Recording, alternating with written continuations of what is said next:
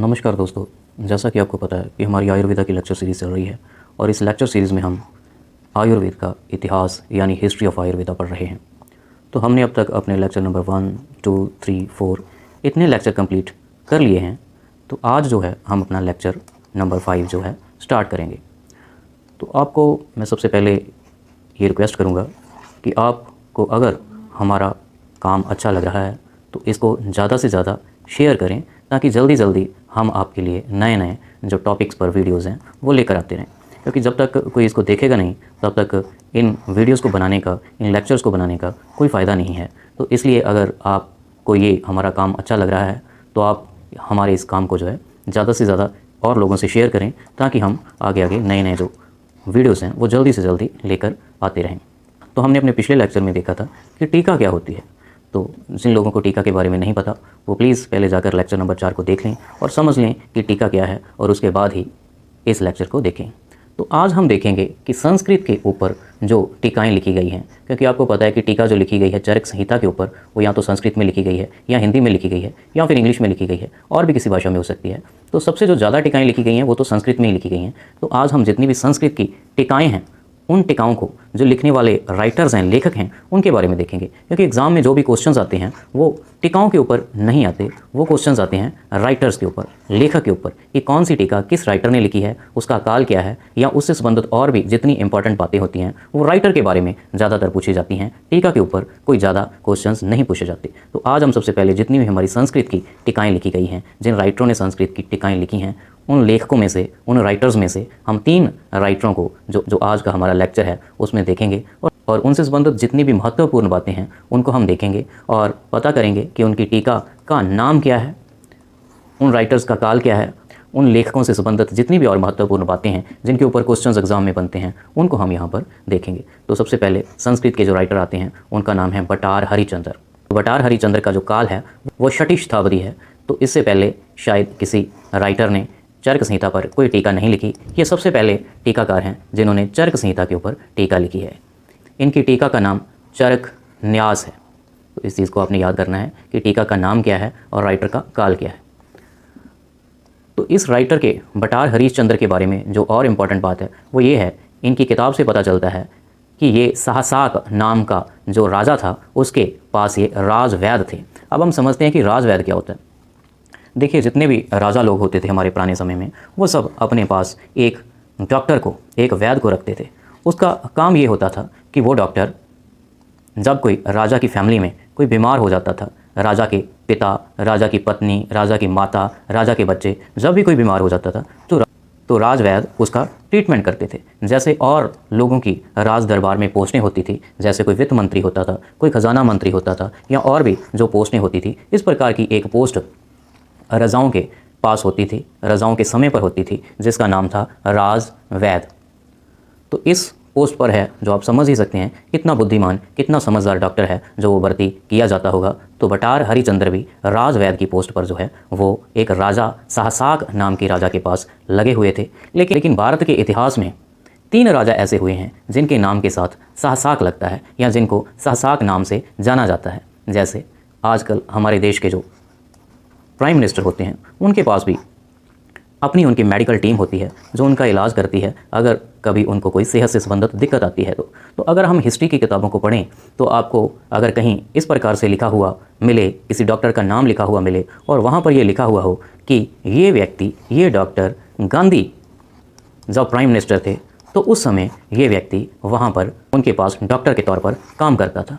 तो इस गांधी शब्द से हमें ये नहीं पता चलता कि कौन सा गांधी है जिसके पास वो डॉक्टर रहा होगा। जैसे हमारी हिस्ट्री में, हमारे इंडिया में 2 ऐसे प्राइम मिनिस्टर हुए हैं जिनके नाम के साथ गांधी लगता है। जैसे पहले तो इंदिरा गांधी और उसके बाद राजीव गांधी। तो ये दोनों ही ऐसे हैं जिनके नाम के साथ गांधी वर्ड जो है वो लगता है। तो इससे हमें ये पता तो चल जाएगा कि गांधी जब प्राइम मिनिस्टर थे तो तब वो व्यक्ति उनके पास डॉक्टर की पोस्ट पर जो है काम कर रहा था। लेकिन उससे ये नहीं पता चलेगा कि किस गांधी के पास, राजीव गांधी या इंदिरा गांधी, इनमें से किस गांधी के पास जो है वो डॉक्टर की पोस्ट पर काम कर रहा था। तो इसी प्रकार जो सहसाक है ये कोई राजा थे, लेकिन कौन से राजा थे, किस राजा के पास खटार हरिश्चंद्र काम करते थे, ये हमें पता नहीं चलता। लेकिन इतना ज़रूर पता चलता है कि इन तीनों रजाओं में से किसी एक राजा के समय बटार हरिश्चंद्र हुए हैं। जैसे विक्रमादित्य, चंद्रगुप्त द्वितीय, यशोधर्मन, ये 3 राजा हुए हैं जिनके नाम के साथ साहसाक लगता है। तो इन तीनों राजाओं में से किसी एक राजा के दरबार में जो बटार हरिश्चंद्र हैं वो राजवैद्य की पोस्ट पर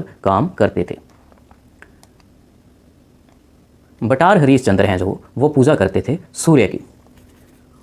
तो जब हम उनकी टीका को पढ़ते हैं, उनकी टीका को देखते हैं, तो जो भी कोई लेखक होता है वो स्टार्टिंग में अपने जिस किसी को भी वो मानता है, स्टार्टिंग में वो नमस्कार करता है कि हे भगवान शंकर मैं आपको नमस्कार करता हूँ, हे राम जी मैं आपको नमस्कार करता हूँ, हे शिव जी मैं आपको नमस्कार करता हूँ। तो जब बटार हरिश्चंद्र ने अपनी टीका लिखी तो उन्होंने अपनी किताब में, अपनी टीका में स्टार्टिंग में जो है सूर्य को नमस्कार की है। तो जिससे हमें पता चलता है कि बटार हरिश्चंद्र जो थे वो सूर्य के पूजक थे, वो सूर्य की पूजा करते थे। बटार हरिश्चंद्र ने जो टीका लिखी है वो हमें आज जो है सिर्फ 3 ही चरक संहिता के अध्यायों पर जो है वो हमें मिलती है।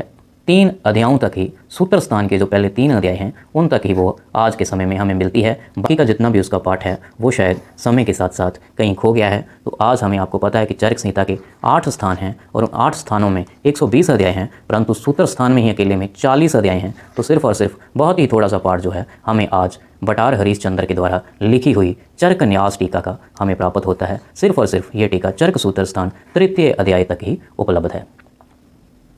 तो आइए इसके बाद जो हमारे दूसरे राइटर हैं जिन्होंने संस्कृत में चरक संहिता के ऊपर टीका लिखी है उनको यहाँ पर हम देखते हैं। हमारे दूसरे राइटर का नाम है स्वामी कुमार। यहाँ पर आप नंबर 2 डाल सकते हैं।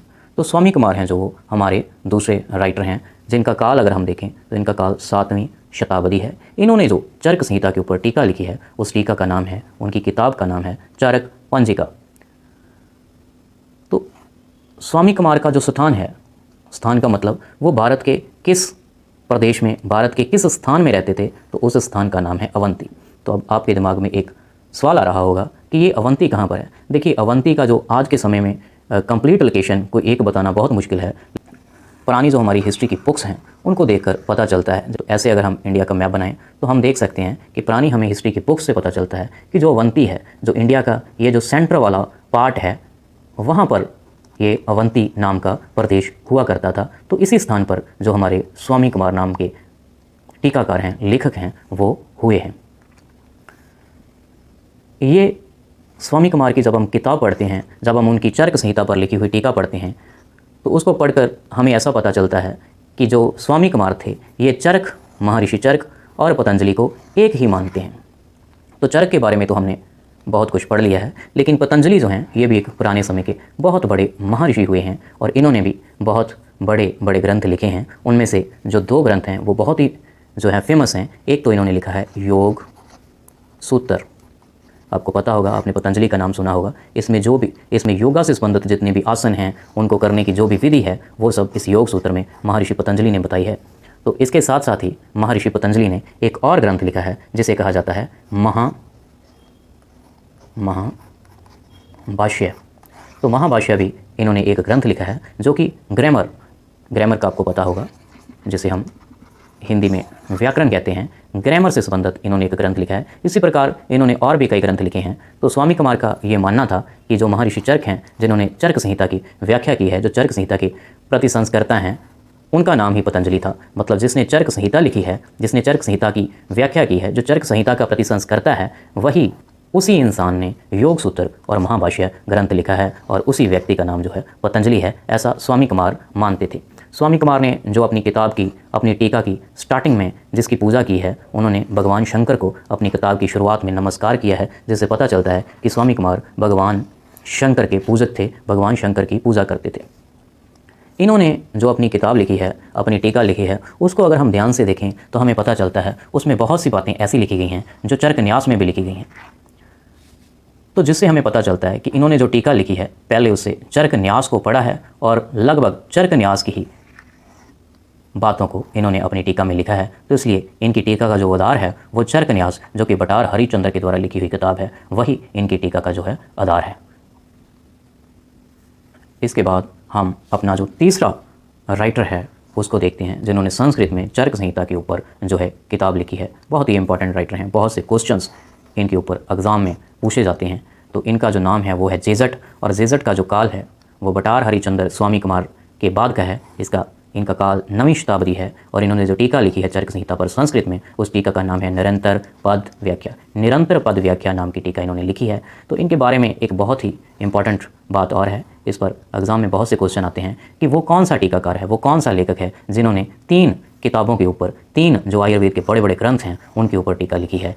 तो वो उनका नाम जेजट है, और जेजट ने चरक के ऊपर, चरक संहिता, सुश्रुत संहिता और अष्टांग के ऊपर, इन तीनों किताबों के ऊपर ही जो है इन्होंने टीका लिखी है। तो सुश्रुत संहिता से संबंधित इनकी कौन सी टीका है, अष्टांग से संबंधित इनकी कौन सी टीका है, उनके बारे में हम जो है आगे पढ़ेंगे। जब हम सुश्रुत का इतिहास पढ़ेंगे और अष्टांग का इतिहास पढ़ेंगे उस समय हम इन किताबों को पढ़ेंगे। लेकिन अब हमने देखा कि चरक संहिता के ऊपर जो इन्होंने टीका लिखी है उसका नाम निरंतर पद व्याख्या है।